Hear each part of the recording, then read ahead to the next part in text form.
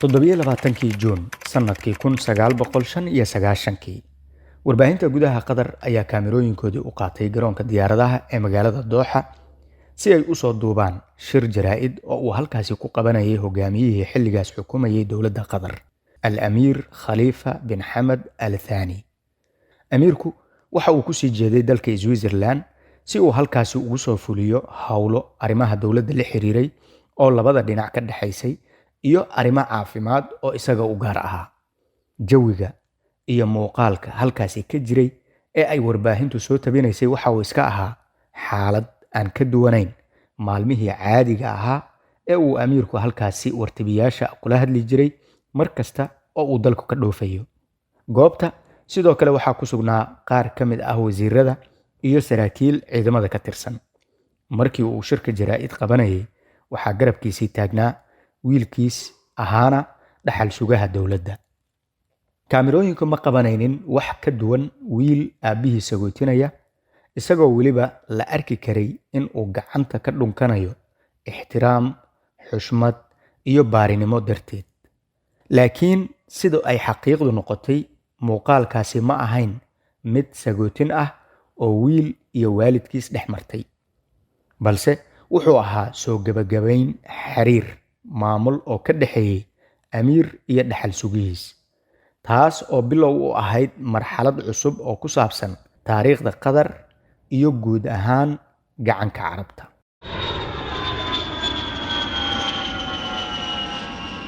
Saacado kaliya markii ay ka soo wareegtay safarka amiirka, wiilkii amiirka waxa uu isugu yeeray warbaahintii. Wuxuu halkaasi shacabka Qatar u mariyay khudbad xasaasi ahayd, isaga oo kula hadlaya cod degan iyo erayo kala dhigdhigan. Waxa uu ku shaaciyay in uu taladii dalka isaga la wareegay oo uu kala wareegay aabihiis. أيها المواطنون الكرام، لقد مرت بلادنا خلال الفترة الماضية كما تعلمون بظروف صعبة لا تخفى عليكم أدت إلى صعوبة استمرار الوضع خلالها. wuxuu sheegay in ay arrintaasi u soo xil saarteen qoyskiisa oo ah qoyska talada haya iyo saraakiisha ciidamada. Sababtuna waxa uu ku sheegay in lagama maarmaan loo arkay isbeddel wax ku ool ah kaas oo Qatar looga saarayo duruufo adag oo dalka ka jira. Laakiin aan mid kuu sheego, sheekadan halkan kama bilaabanayso. Sida aad ogtahay, waxaa caado noo ahayd in aan sooyaalka waxoogaa dib ugu laabanno si aan qisada gunteedii u soo fahanno. Waxaanu ka soo bilaabaynaa jiridda marxaladdii qoyska Al Thani ee talada Qatar kala dhaxlay. Waxaanu milicsi kooban ku samaynaynaa taariikhdooda siyaasadeed oo ay ka buuxaan in talada la isku qabsaday iyo in maamulka la kala afgambiyey.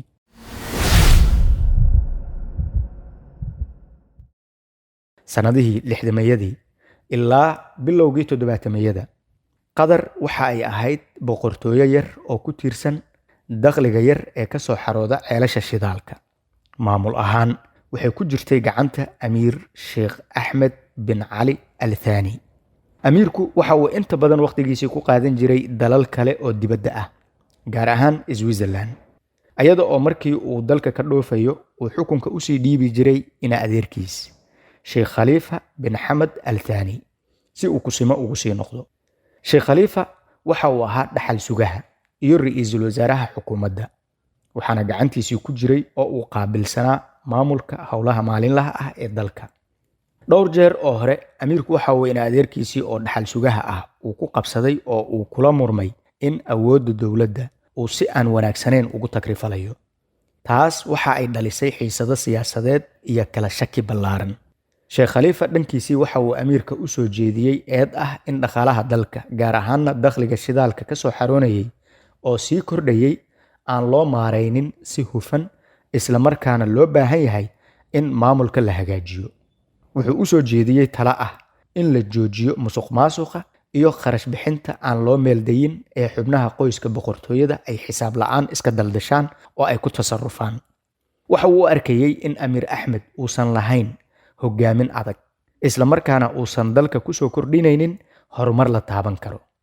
Iyada oo xiisadaas aan si kama dambays ah loo xallin, ayaa la soo gaaray dabayaaqada bishii February ee sanadkii 1972.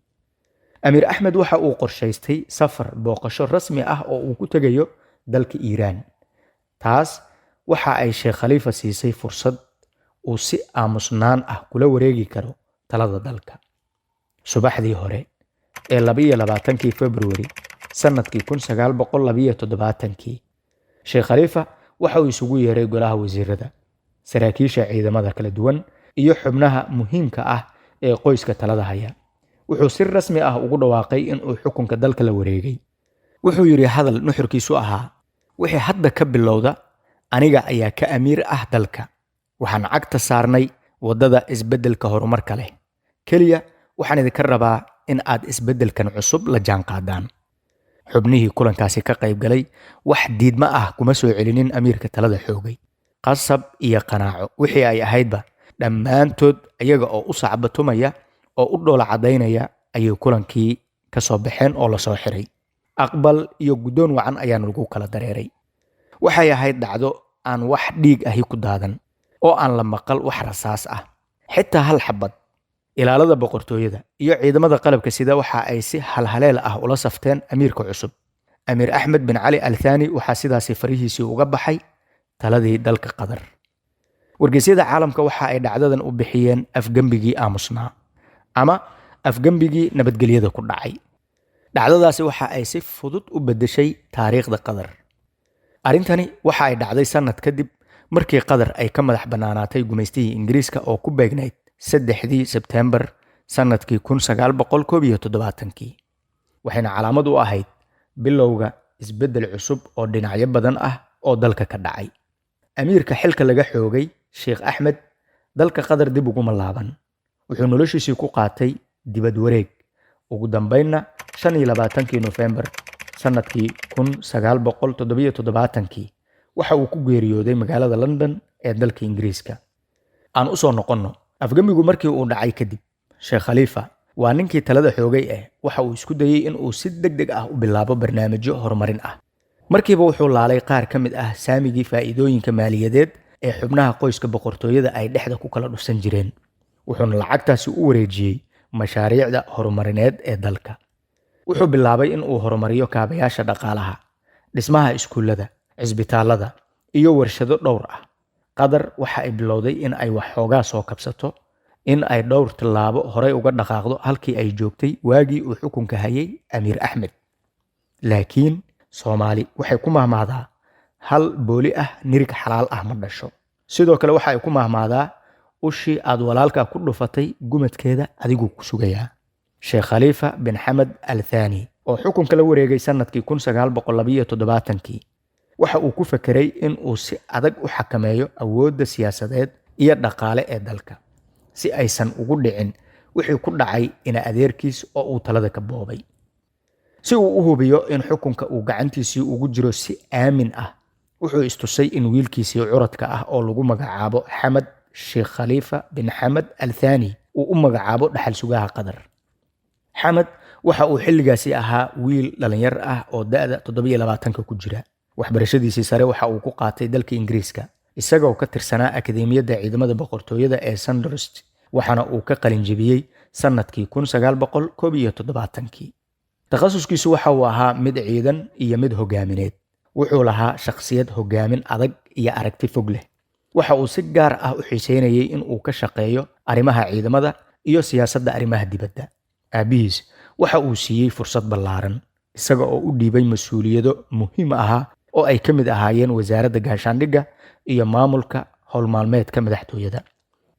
sheekh khaliifa waxa uu u arkayay in wiilkiisa xamed uu yahay hogaamiyihii saxda ahaa ee sii wadi lahaa howlihii uu bilaabay. wuxuu muujiyey oo uu u muujiyey wiilkiisa kalsooni buuxda iyo fursad ballaaran. sanadkii 1992 ayaa la soo gaaray. xamed waxaa loo magacaabay ra'iisul wasaaraha qatar.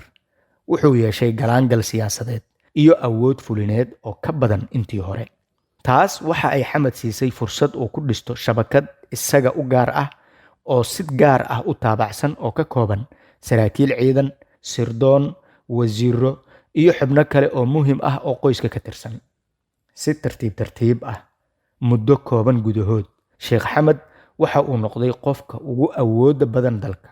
xitaa ka awood iyo saamayn badan aabbihiis oo amiirka dalka ah. wiilkii dhalinyarka ahaa waxa uu bilaabay in uu iskiisii go'aano u gaaro oo uu uga gaaro qadiyado waaweyn oo dowladda u yaala, weliba isaga oo aan aabbihiisii kala tashan waxna ka ogeysiin. waxaa ka mid ah arrimaha dhaqaalaha iyo siyaasadda arrimaha dibadda. gaar ahaan wuxuu xiriir diblomaasiyadeed uu la xirtay dowladda Maraykanka iyada oo amiirkii dalka uusan waxba kala socon. dowladaha qaar ayaa bilaabay in ay wiilkaasi Xamed ah ula dhaqmaan sida in uu yahay amiirka dalka. Xamed waxa uu aabbihiisii u arkayay hogaamiye ku raagay kursiga isla markaana aan fahamsanayn la jaanqaadidda siyaasadda casriga ah. si dhab ah marka loo eegana, Amiir Khalifa wuxuu ahaa qof wax badan ka gaabsanaya oo u muuqday in uusan diyaar u ahayn siyaasado waaweyn oo wax lagu kala goynayo, halka wiilku uu rabay in warbaahinta la horumariyo, laguna dagaalgalo, la dhiso warshado hor leh gaar ahaan kuwa gaaska dabiiciga ah, sidoo kalena la abuuro xiriiro diblomaasiyadeed oo wax ku ool ah. tan ugu daran oo uu aabbuhuna ka baqanayay oo uu ka gaabsanayay, wiilkana uu rabay in la sameeyo waxa ay ahayd in dalalka kale ee gobolka Khaliijka ku yaala hardan lala galo si ugu dambeyn loo saameeyo iyaga, kadibna loo hogaamiyo. wiilkii Xamed ahaa isaga oo aan ka labalabayn ayuu talaabooyinka badankoodii ugu dhaqaaqay si khar iska turnimo ah.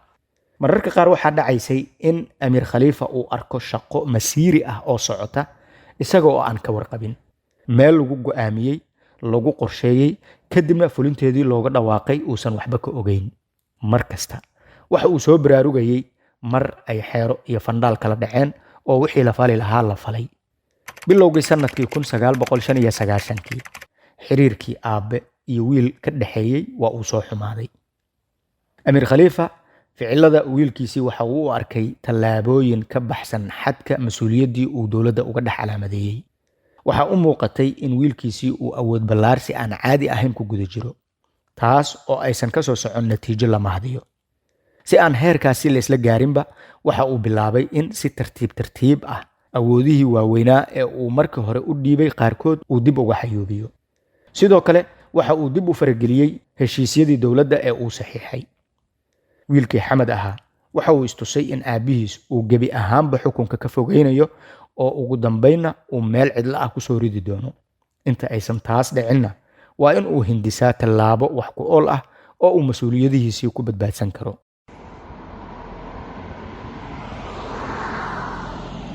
waxa uu dib u dardargeliyey shabakadii u dhisnayd ee ka koobnayd saraakiil ciidamada ka tirsan, wasiiro, shaqaale kale oo dowladeed iyo xubnaha qoyska talada haya qaarkood. shakhsiyaad kale oo hor leh ayuu sidoo kale ku soo daray shabakadda. wuxuu kaloo la kulmay oo uu soo jiidasho ku sameeyey dhallinyaradii waxgalka ahaa, gaar ahaan kuwii dalalka reer galbeedka wax ku soo bartay. wuxuu ka shaqeeyey shakhsiyaadka loo arko in ay daacad u yihiin Amiir Khalifa in xilalka si hoose looga qaado oo maamulka dowladda laga fogeeyo, qaarkood in loo yeelo dembiyo ay xabsi ku geli karaan, kadibna xabsi lagu xukumo. wuxuu u ekaa nin dhahaya, qofkii aniga ila jira wuu badbaaday, kii iga jirana si deggan ayaa bulshada looga qarinayaa. intaas kuma simin, wuxuu si hoose ula xiriiray Washington isaga oo u soo bandhigay aragtidiisa ah in uu doonayo in uu xilka la wareego ka hor inta aan la gaarin waqtigii uu talada dhaxli lahaa. sida laga warqabo, nidaamka maamul ee noocan ah, talada waxaa lala wareegi karaa keliya marka qofka xilka haya uu geeriyoodo. ka hor qofkii xilka u hamuun qaba waa in uu geerida amiirka sugaa si uu u dhaxlo ama uu talada xoog ku raadiyaa. wax intaas ka dhexeeya ma jiraan. Washington aragtidii uu u soo bandhigay saaxiibkood si weyn ayay ugu qanceen, waxayna ku biiriyeen wixii talo ah oo ay heli kareen. ninkaas dhalinyarka ah waxay u arkayeen in uu yahay hogaamiyaha ugu habboon in ay gobolka Khaliijka ku dhex yeeshaan. dhaxal sugihii Xamed ahaa waxa uu isku aadistay wax kasta oo uu uga baahnaa afgembiga aabbihiis. kaliya waxa uu la suganayay maalinta iyo saacadda ay ku habboon tahay in uu tallaabadaas qaado. waxaa la soo gaaray 27 Juun sanadkii 1995. Amiir Khalifa bin Xamed Al Thani waxa uu isku diyaariyey safar gaaban oo uu ku tagayo dalka Switzerland. ujeedka safarku waxa uu ahaa howlo dowladda la xiriira iyo arrimo caafimaad. wuxuu dalbaday warbaahinta gudaha in ay garoonka diyaaradaha ugu yimaadaan si uu halkaasi kelmad dardaaran ah ugu jeediyo shacabka Qatar. garoonka waxaa tegay xubno golaha wasiirada ka tirsan, saraakiisha ciidamada qaarkood iyo shakhsiyaad qoyska talada haya ka tirsan ah. amiirka oo faraxsan, shakhsiyaadkii hareertiisii taagnaa ay dhoola cadaynayaan, sidoo kalena ay wejiyadoodii farxad ka muuqato, ayaa waxa uu la hadlay shacabka Qatar isaga oo ka warbixiyey ujeedka safarkiisa. wuxuuna kula dardaarmay in danaha dalka laga shaqeeyo, wax walbana loo huro. wuxuu ku soo gunaanaday in uu sida ugu dhaqsiyaha badan dalka dib ugu soo laaban doono, howlaha dowladdana sidii hore si ka dardar badan loo qaban doono. intii amiirku u dhoweyd ayaa marxabaysay oo bedqab u rajaysay. wiilkii Xamed ahaa wuxuu gacanta ka qabtay aabihiis isaga oo si xushmad leh u dhunkaday. waxaa muuqatay wiil baari ah oo aabihiis si qadarin iyo ixtiraam leh u sagootinaya. laakiin sheekadu taas way ka duwanayd. saacado kadib markii uu amiir khaliifa ka dhoofay garoonka diyaaradaha, waxaa warbaahinta ka soo muuqday dhaxal sugihii Xamed bin Khaliifa ahaa. wuxuu shaaciyey in xilkii amiirka dowladda uu isaga la wareegay, iyada oo aabihiis xilka looga wareejiyey duruufo laga gudbi waayey oo dalka qabsaday dartood. أيها المواطنون الكرام، لقد مرت بلادنا خلال الفترة الماضية كما تعلمون بظروف صعبة لا تخفى عليكم أدت إلى صعوبة استمرار الوضع خلالها. wuxuu sheegay in tan aysan ahayn afgembi oo ay tahay tallaabo dib u habayn hoggaanka dowladda ah. amiir khaliifa oo ay wax walba kadis ku noqdeen, wuxuu si degdeg ahayd uga soo dhoofay Switzerland. wuxuu ku laaban waayey Qatar, wuxuuna ku degay dalka istaga Imaaraadka Carabta.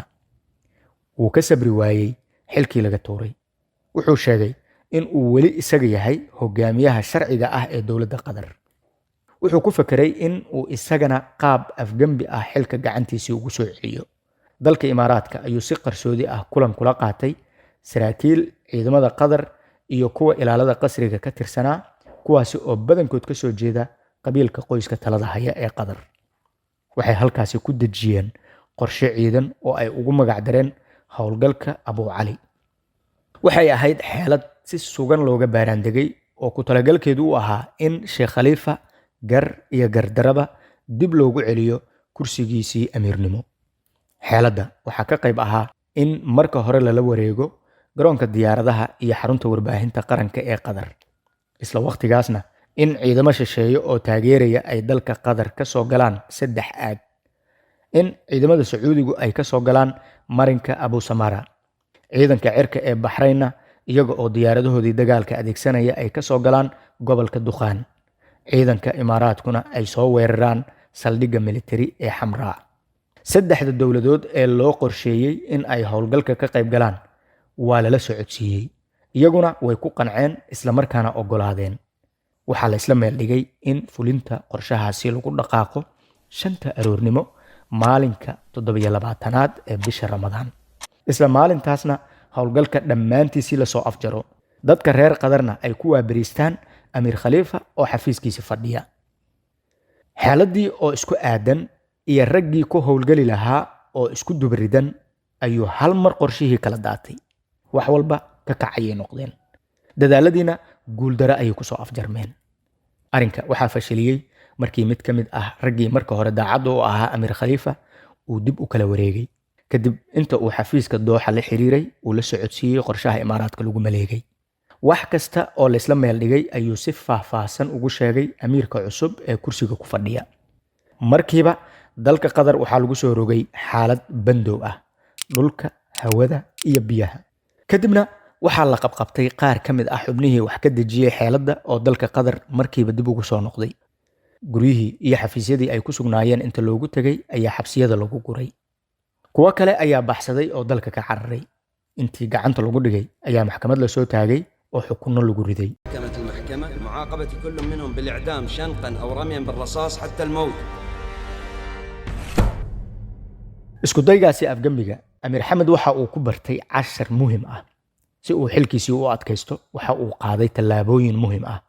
wuxuu markiiba la xiriiray dowladda Maraykanka oo uu ka codsaday in ay saldhig militari oo joogto ah ka samaystaan dalkiisa, isagana ay kursiga ku ilaaliyaan.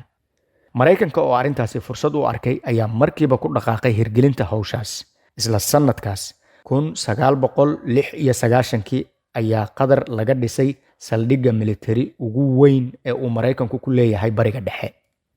sidoo kale amiirku waxa uu dhisay kanaalka aljaziira si ay ugu noqoto garab xooggan oo dhinaca warbaahinta ah, iyada oo barnaamijyada iyo wararka aljaziira lagu qurxinayo siyaasadaha qadarta cusub isla markaana lagula doodayo wixii kasoo horjeeda.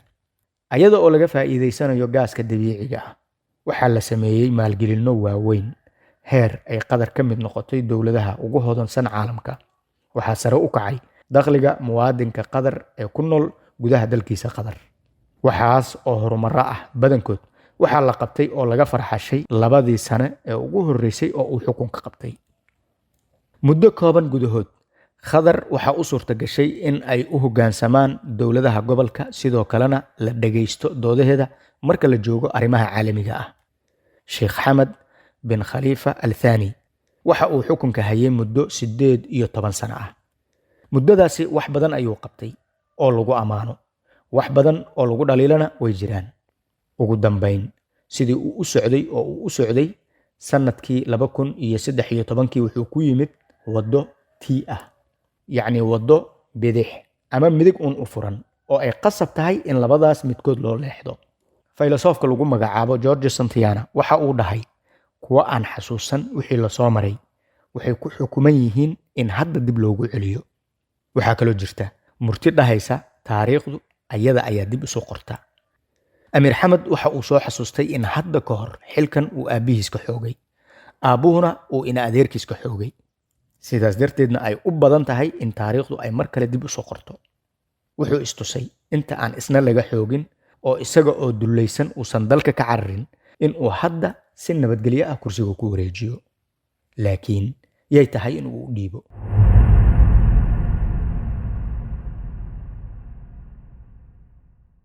وأنني اليوم أخاطبكم كي أعلن أنني أسلم مقاليد الحكم للشيخ تميم بن حمد آل ثاني 25 Juun sanadkii 2013 xukunka waxa uu ku wareejiyay wiilkiisii Tamiim bin Hamad bin Khalifa bin Hamad Al Thani.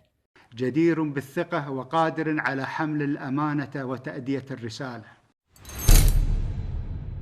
wuxuu ahaa isbedel maamul oo hab nabadgelyo ah ku dhacay, kaas oo aan caadi ka ahayn gobolka Khaliijka Carabta. Amiir Tamiim markii uu xilka la wareegay waxa uu halkoodii kasii dhaqaajiyay horumarkii uu dalka ku sii socday. Wuxuu hirgeliyey mashaariicyo wax ku ool ah oo dalka si weyn u sii dhisay. Laakiin 4 sano kaliya markii uu kursiga ku fadhiyay waxa uu la kulmay culayskii ugu weynaa taariikhda Qatar tan iyo xornimada kadib. Sanadkii 2017 waxay isqabteen dad kuwii ugu dhawaa dowladihii gobolka ee ay walaal iyo asxaabba ahaayeen. xiisadii waqtigaasi dhex martay Qatar iyo dowladaha kale ah Sacuudi Carabiya, Imaaraadka Carabta, Bahrain iyo Masar waxay ahayd imtixaankii ugu weynaa ee soo wajaha hogaamiyihii cusbaa Sheikh Tamiim bin Hamad Al Khalifa bin Hamad Al Thani. Bishii Juun 2017 dalalkaas waxa ay toos uga xirteen Qatar xuduudaha dhulka, hawada iyo badda. Waxay jareen xiriirkii diblomaasiyadeed iyo ganacsi. Go'aanadaasi oo ahaa kuwo ay dowlado iyo maamulo kale oo shisheeye ah gadaal ka soo riixayeen, waxaa Qatar lagu eedeeyay in ay taageerto kooxo xagjir ah iyo in ay si dhow ula shaqeyso dowladda Iiraan.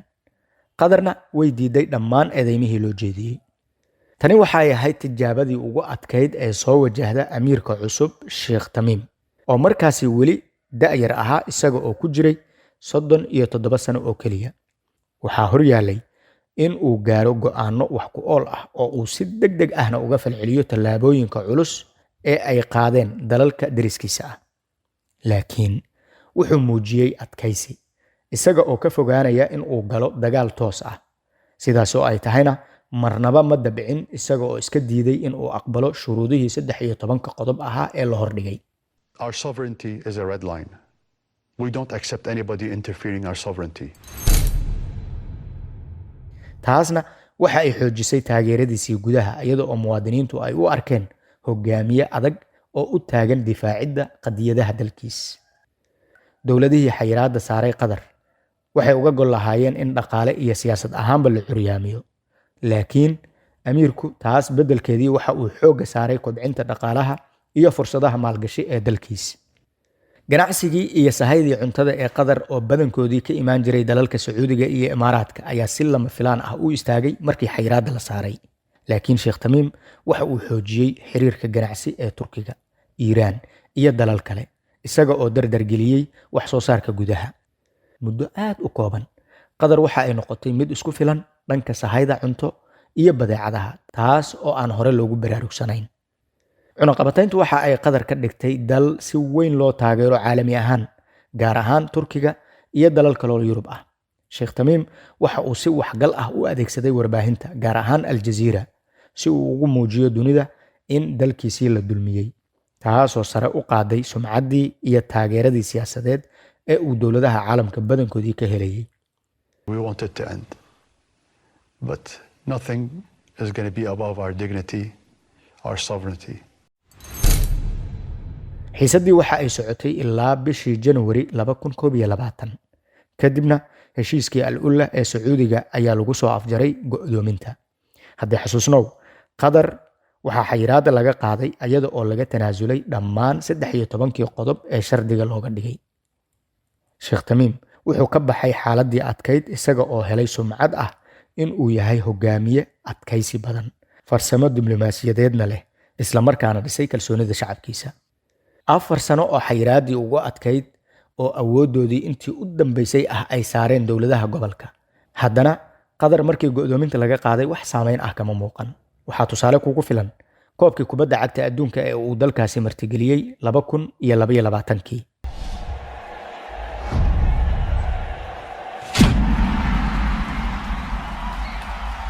Hadde waa sanad kadib markii go'doominta laga qaaday. Dowladda Qatar waxa ay si guul leh u qabatay dhacdadii ugu weyneyd isboorti ee abid ka dhacda Bariga Dhexe. Diyaarinta iyo martigelinta koobkan ayaa Qatar u soo jiiday indhaha caalamka, waxaana la dhisay garoomo casri ah iyo kaabayaal horumarsan sida gaadiidka metrowga, kuwaasi oo waqti xaadirkan si guul leh u shaqaynaya. Dowladda Qatar intii u dhaxaysay 2021 ilaa 2025 waxay ku guuleysatay in ay hirgeliso waxqabadyo waaweyn oo dhinacyo badan taabanaya, kuwaasi oo dhammaantood ku jihaysan sidii loo gaari lahaa himilooyinka ku xusan Qatar National Vision 2030, yacni yoolka fog ee Qatar ay hiigsanayso in ay xaqiijiso sanadka 2030. Soomaaliya yoolka u calaamadaysan sanadaha soo aadan muxuu yahay? Iska dhaaf 2030, xitaa 2050 gaarsii.